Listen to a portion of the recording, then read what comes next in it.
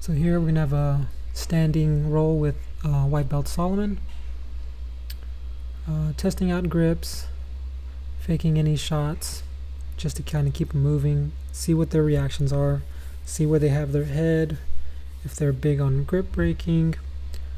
So I finally get a couple grips, so I just pull guard really quick. Someone tries to go for a knee slice, but I quickly go underneath him, control his legs. As soon as I'm up, the biggest threat is open guard here, just getting kind of stalemate inside his open guard. He doesn't have a lot of attacks, but he does have pretty annoying open guard, so I want to just keep his legs together, keep his knees closed. The more I can wrap him up and go past his knees, the easier that pass is going to be. I gave a little too much space there, and he was able to spin from underneath to get back into an open guard setup. He also has my heel, so I'm just testing if I can kick out of it. Still just pressuring with my knee behind his thigh, trying to pin his legs together. If I can pull it over into a leg drag, I can start to try to take his back. He's fought that too hard, so I push the other direction. That way I can smash his legs down the other direction. He does a hip escape here, but I feel like I'm able to get in front of his legs, and I believe I just jumped over now into a mount. When he gets mounted, he stops moving, so I've been trying to coach him a little bit better on making sure that you don't let them solidify a position. You want to get to your side immediately. You never want to be flat on your back. That's where most of the attacks happen. And also it just makes escapes a lot harder. So here I'm just kind of coming down for an Ezekiel. He spins underneath me, but I don't hold on to him. I just let him spin, so that lets me take his back. I only have one hook in here. I'm kind of moving towards the top, threatening some form of armbar if I can get my leg over his head. If I can pin his arm behind him, I can also go for kind of like a straight armbar. Doesn't have a lot of control, but it can catch people off guard sometimes. So we sit down. I'm able to close my guard, but he turns into me, so now we're going into the guard breaking scenario. Trying to see if I can get him in a dummy sweep, but he's pressuring forward pretty heavily.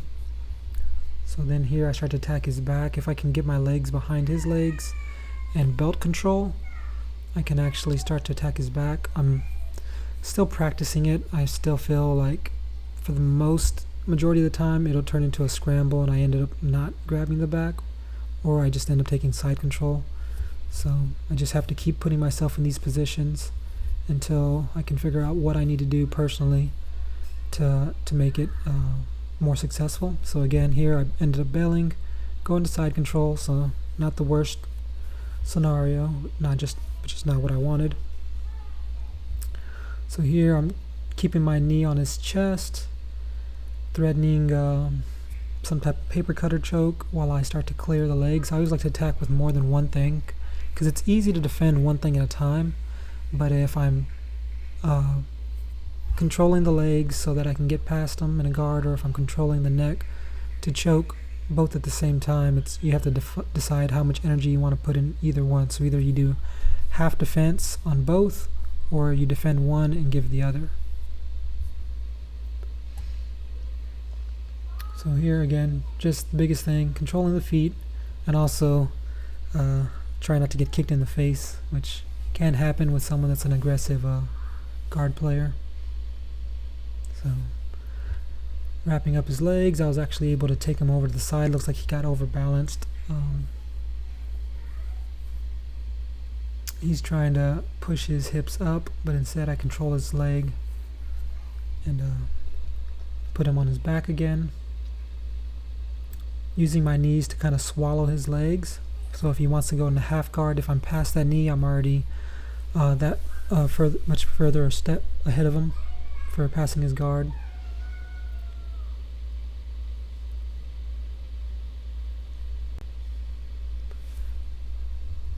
It's kind of hard to tell here. It looks like he's trying to just keep me in front of him. I grab his arm and his leg to do like a suitcase sweep pass, where I basically just pull him on his side and go knee on belly. Looks like it was moderately successful. I had to jump to the other side, and of course we're going to roll off the screen. So we have, 4 different rolls over here we can pay attention to. Jeremiah looks like he's having the better of this exchange. Taking the back. We have Coach Leslie over here rolling with Jay, so that's probably a good roll. They're both high energy, so Jay never quits rolling, and Leslie's really technical but also has her own spurt of energy. Yeah, Coach Robert looks like he might have submitted Slim, so they're gonna have to restart. And then we got Chase and Darius. Darius, for being so big and strong, he's also quite mobile, so it's fun to roll with him when he's actually getting serious. Alright, so we're rolling back into the screen. Looks like I'm trying to attack his shoulder, and it's probably going to be a successful shoulder lock. Looks like he's ready to tap. And so a lot of times when people are very flexible, once you get a hold of their arms, it takes a little bit less energy than to try to go for their, like for an arm bar, if you attack their shoulder instead of their joints. So flexible joints, you have to put a lot of pressure behind, but I feel shoulders, I can control it so much more and not feel in danger of hurting them. If I'm trying to, go for an arm bar, it's hard to tell if someone's just being stubborn or they're just, flexible. And we run out of time.